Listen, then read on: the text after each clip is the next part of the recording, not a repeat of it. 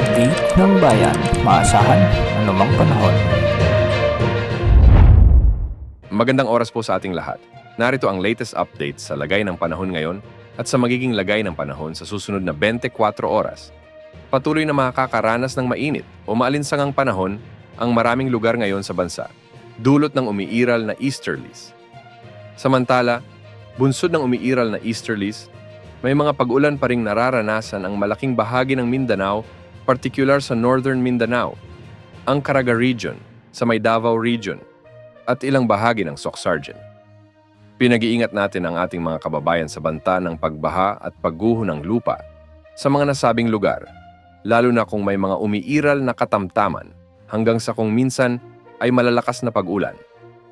Dahil pa rin sa mainit na easterlies, makakaranas naman ng maalinsangang panahon ang buong Luzon, lalo na sa mga siyudad partikular sa Metro Manila at mga lugar na matatao.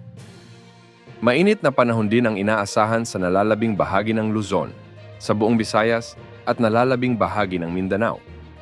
Samantala, posibleng ideklara na ng Pag-asa ang pagtatapos ng amihan season ngayon taon sa mga susunod na araw. Dahil dito, nagbabadya na ring maranasan ang mas mainit na panahon o mas mataas na heat index sa mas marami pang lugar sa bansa. Sa mga susunod na linggo, hudyat ng papapalapit na hot dry season.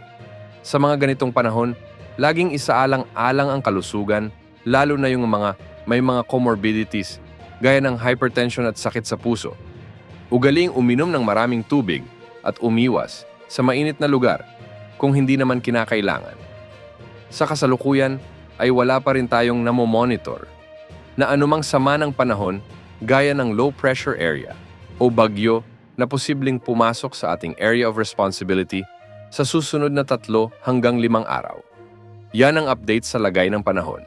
Ito po ang weather update ng bayan. Maaasahan anumang panahon.